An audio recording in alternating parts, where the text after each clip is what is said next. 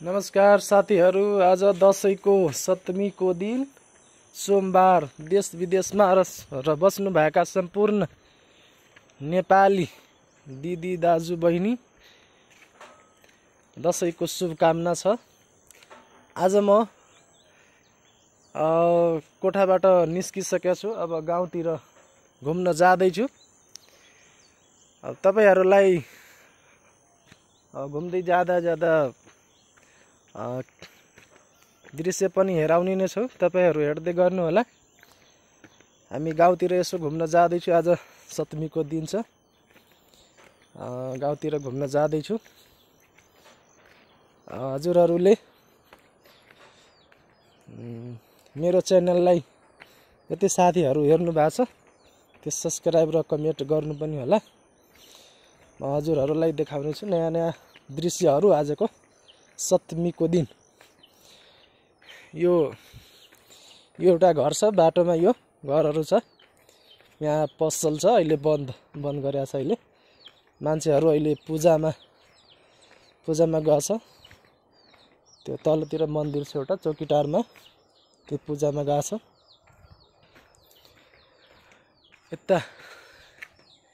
यतातिर पल एउटा गाउँ छ, त्यो खोला पारी जुम गरेर हेराउँछु साथीहरुले। खोला पारी बागमारा भन्ने ठाउँको नाम छ।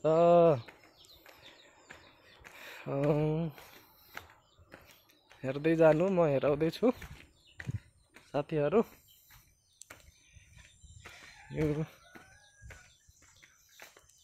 यो तल जाने बाटो छ। यो सोलिङ गरेको छ बाटो। अनि यता माथि पनि गाउँ छ। यता माथि सिरानटोल छ, पिपलटोल गाउँको नाम छ।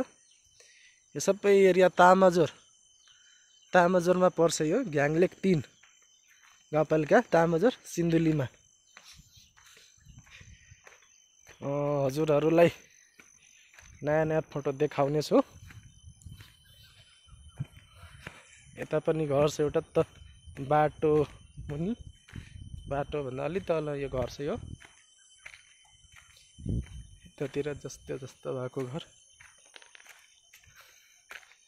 एकजना बाजे आउँदैछ। आज के छ बाजे? आज के छ? आज पूजा भइरहेछ तल खोइ तल बुझ्नु म गएको छैन। अनि खसी काटेको छ आज? खोइ यो त्यहाँ पूजा गर्दैछ। ए ल हामी पनि तल जाँदैछु पूजा हेर्न। खसीको मासु लिन जाँदैछु। खसी काटेको छ भने मासु पनि लिनुपर्छ। एक दारिन मैले भनेको हिजो पनि काटेको थियो। हिजो मासु सक्यो, हिजो अटेन। आज हेरौँ काटेको छ भने लिनुपर्छ एक दारिन। यता गोठमा भैँसी छ। यस्तै घरहरु छ यतातिरको जस्ता घरहरु। यो खेतहरु छ। यो कोदो धान अनि यता राजमा खेती गरेको छ यता।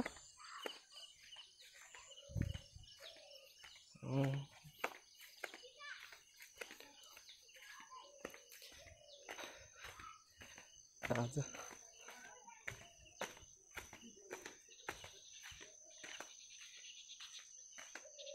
यस्तै गाउँ छ। एउटा यता घर, एउटा उता घर। त्यो टाढा घर छ, धेरै घर छैन यतातिर। त्यो यो डेरी छ। डेरी यहाँ गाउँभरिको किसानहरु दुध ल्याएर यहाँ डेरीमा पुर्याउनु हुन्छ। यहाँ डेरी छ एउटा। दुध कलेक्सन गरेर यो डेरीमा छुर्पी बनाउँछ। मक्खन बनाएर काठमाडौँतिर पठाउँछ।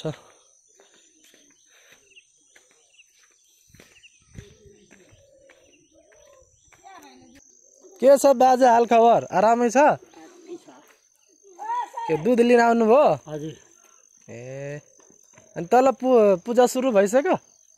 के को? उ तल हुन्छ नि नेवारहरुको। खोइ म देखिनँ बाबु देखेन म वास्ता गर्दै ए तपाईँ यता कहिले जानु हजुर हजुर कहिले पाल्नुहुन्छ तपाईँ अब भोलितिर जानुपर्छ यो भैँसी ल्याएछ यो भैँसी क्या हो यो काट्नलाई ल्याएको यो आज यो भैँसी काट्छ यो ढाल्छ आज यो दसैँको दिन आज सप्तमीको दिन यो भैँसी काट्छ आज काट्नको लागि ल्याएछ भैँसी बाँधेर राखेछ यहाँ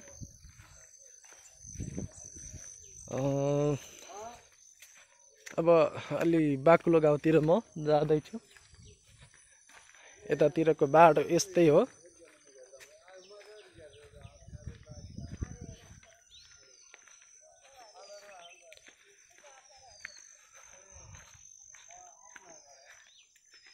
यहाँ यति राम्रो ठाउँ छ यहाँ स्वच्छ हावा स्वच्छ पानी न धेरै गर्मी हुने न धेरै चिसो हुने त्यस्तो ठाउँ छ यहाँ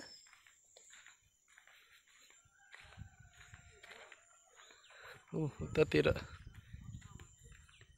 यो टनेल बनाएको छ टनेल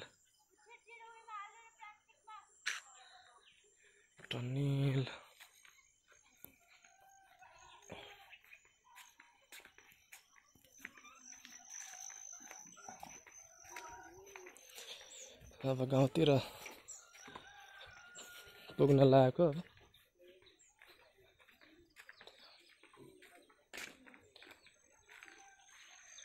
यो घरहरू यस्तै काठको अनि के छ हाल खबर आरामै छ ए मासु ल्याउनु भयो दसैँको के छ जलपाल दसैँको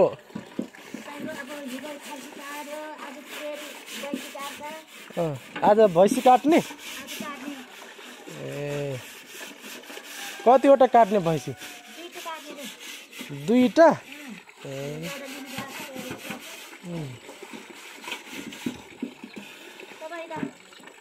हामी अब यसो पूजा हेर्न जानु पर्यो तल पूजा हुन्छ नि त्यहाँ बोका काट्ने रङ्गा काट्ने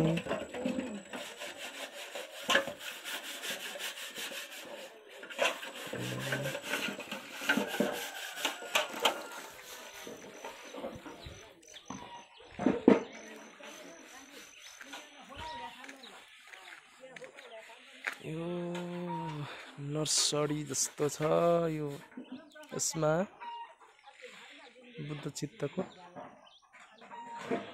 चित्तको बिरुवा उमारेर चाहिँ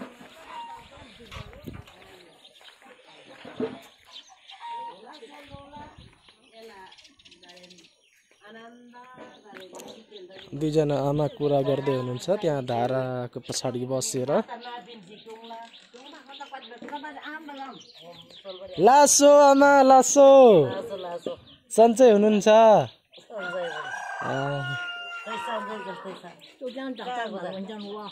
डाक्टर ओ हजुर अनि चिन्दैन तपाईँ मलाई चिन्नुहुन्छ म तपाईँलाई चिन्छु अहिले चाहिँ बन्दु डाँडामा 10 बजेमा जान्छ 10 बजेमा आउँछ हो कि अनि जिमजुप आएको हजुर घरमा अब जाने भोलि जाने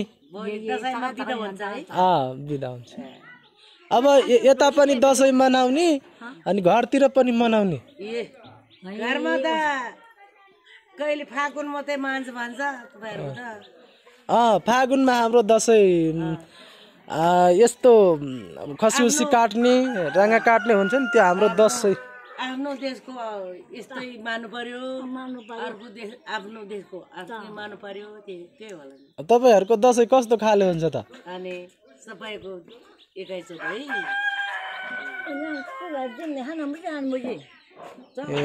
है कता जानु लाग्यो कता जान लागेको घरमा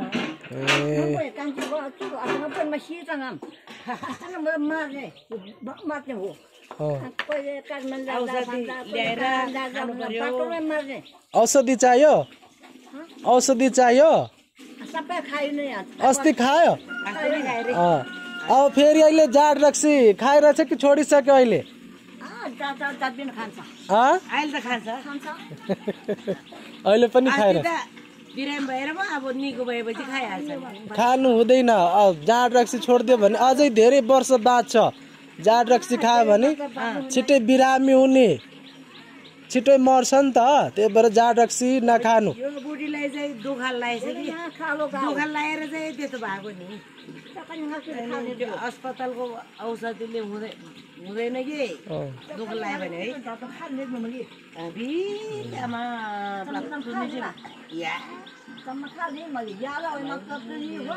तिना गर्मी त च्याना फेर्दैछु कति च्याना तार्दैछु खोइदिन्छु बा नोएसी मैले नोएसी ल लाग्यो यहाँ मलाई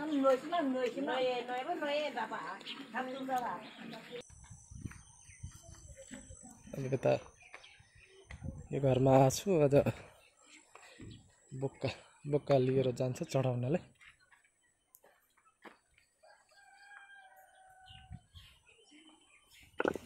मान्छे छैन घरमा के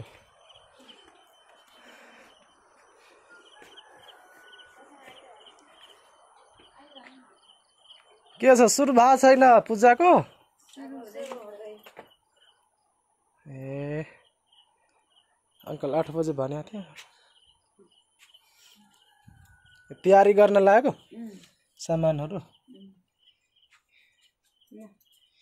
के हो सामानहरू छ